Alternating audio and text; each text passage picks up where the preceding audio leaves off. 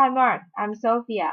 Today I'm going to read the vocabulary book, Chapter 11. 10 words in context. In the space provided, write the letter of the meaning closest to that of each bold-faced word. Use the context of the sentence to help you figure out each word's meaning. Number 1. Clandestine. In a clandestine meeting in an alley, Steve sold his employer's valuable anti-aging formula to a competitor. The famous underground railroad was not an actual railroad. It was a clandestine network that took escaped slaves to safety in the years before the Civil War. A. Popular. B. Necessary. C. Concealed. The answer is C. Number 2. Contingency. Faye thought her company might transfer her to another city. With that contingency in mind, she decided to rent a house rather than buy one. We believe in providing for every contingency. We have a list of emergency phone numbers, a first aid kit, and a box of candles in case of a power failure. A. A possibility. B. An advantage. C. A desire. The answer is A. Number 3. Egocentric. Dennis is completely egocentric. Whatever event takes place, she thinks only of how they would affect her personally. We have talked enough about me, said the egocentric author to a friend. Now let's talk about you. What do you think of my new book? A. Self-involved. B. Unselfish.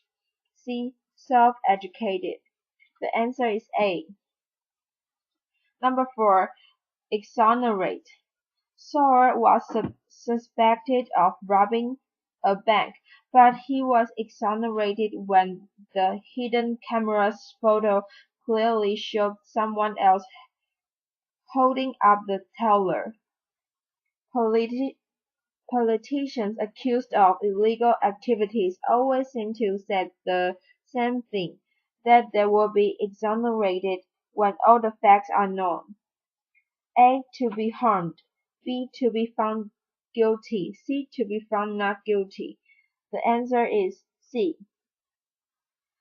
Number 5. Incongruous. The cuckoo lays eggs in other birds' nests. This practice can result in incongruous sight of one large cuckoo chick among several tiny baby ribbons. It wasn't really incongruous for a former general to join the peace movement. He had seen the horror of war. A. Contradictory. B. Unnecessary. C. Not noticeable. The answer is A. Number 6. Indigenous. Kangaroos are indigenous only to Australia. They have never been found living anywhere else in the world. Corn was not indigenous to Europe, so Europeans had never seen or heard of it until their explorers first reached the New World and found it growing there. A. Important. B. Native. C. Welcomed. The answer is B. Number 7. Liability. My shyness with strangers would be a liability in any job that involved meeting the public, such as sales. When Joanna returned to school at age 40, she was afraid her age would be a liability. Instead, she found that it gave her an advantage over younger students. A. An asset. B. A handicap. C. A necessity. The answer is B. Number 8. Prolific. Rabbits deserve Their reputation for being prolif- prolific, prolific. A female can produce 3 families each summer. Haydn Haydn was a prolific composer. He wrote, among many other musical works, 140 symphonies. A. Creating abundantly. B. Working secretly. C. Important. The answer is A. Number 9. Reign estate. Machiko left work for a year to stay home with her new baby. When she returned, she was relieved and happy to be reinstated in her former job. The college had concealed the course in folklore, but the demand was so great that the class had to be reinstated. A. To recognize. B. To appreciate. C. To put back. The answer is C. Number 10. Superfluous. In the phrase rich millionaire, the word rich in superfluous. All millionaires are rich. Lately, business at the store has been so slow that the 3 clerks have almost nothing to do. 2 of them seem superfluous. A. Unnecessary. B. Ordinary. C. Required. The answer is A. Then I'm going to read matching words with definitions. Following are definitions of the 10 words. Clearly write or print each word next to its definition. The sentence above and on the previous page will help you decide on the meaning of each word. Number 1. Liability. Something that acts as a disadvantage, a drawback. Number 2. Clandestine. Done in secret, keep hidden. Number 3. Incongruous. Out of place, having parts that are not in harmony or that are inconsistent. Number 4. Contingency. A possible future event that must be prepared for or guarded against possibility. Number 5. Indigenous. Living, growing, or produced naturally in a particular place. Native. Number 6. Superfluous. Beyond what is needed, wanted, or used for. Extra. Number 7. Prolific. Producing many works, results, or offspring. Fertile. Number 8. Exonerate. To clear of an accusation or charge. Prove innocent. Number 9. Egocentric. Self-centered. Seeing everything in terms of oneself. Number 10.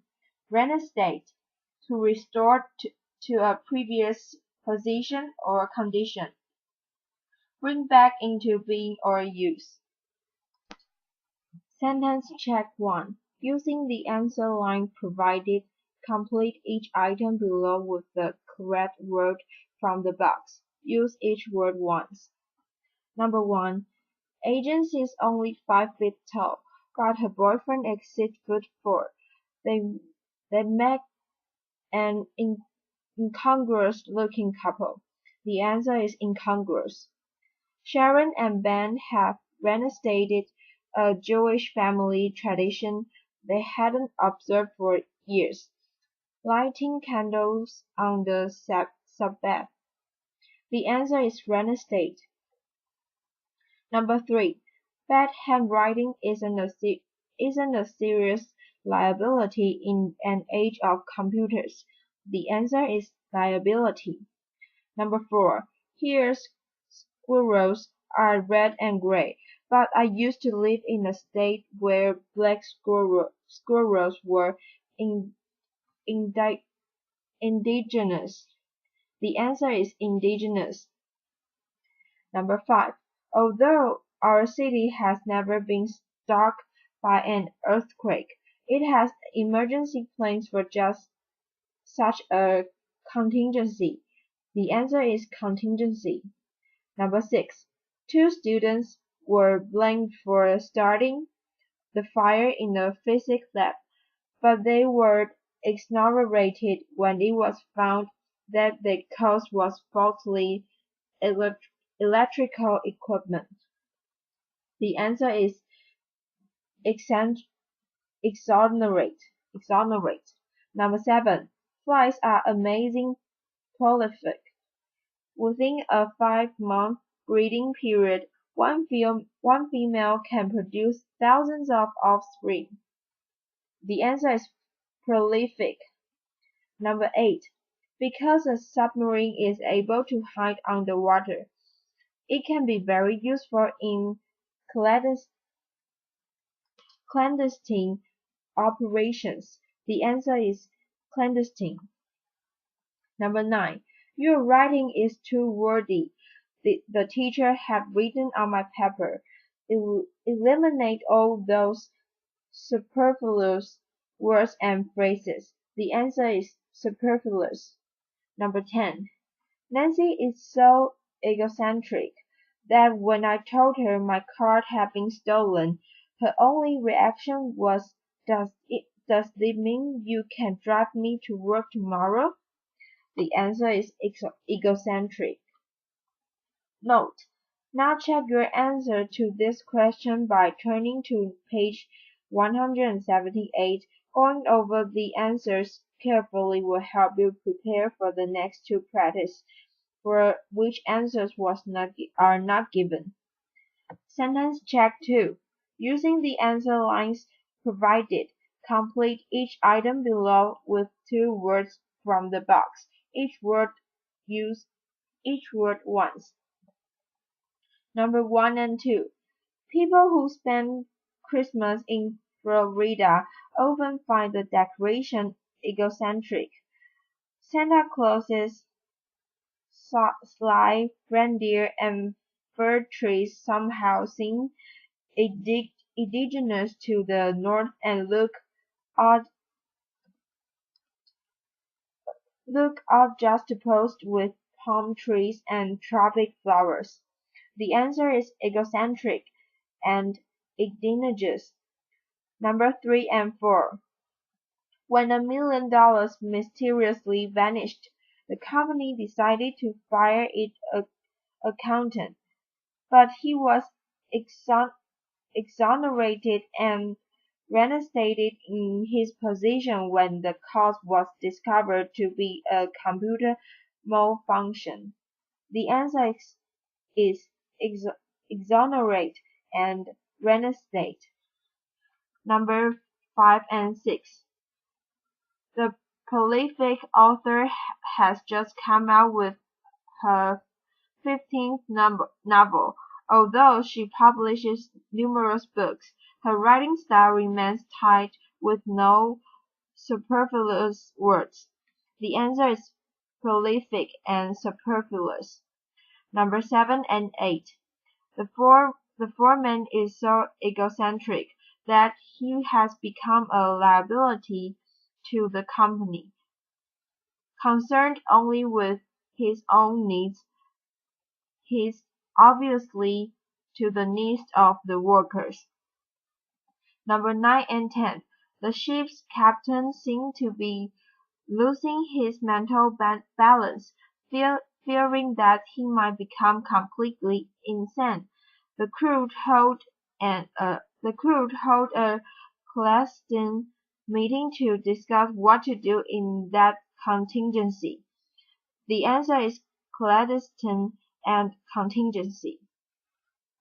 Final check. My large family. Here is a final opportunity for you to strengthen your knowledge of the 10 words. First, read the following selection carefully, then fill in each blank with a word from the box at the top of the previous page. Context clues will help you figure out which word goes in which blank.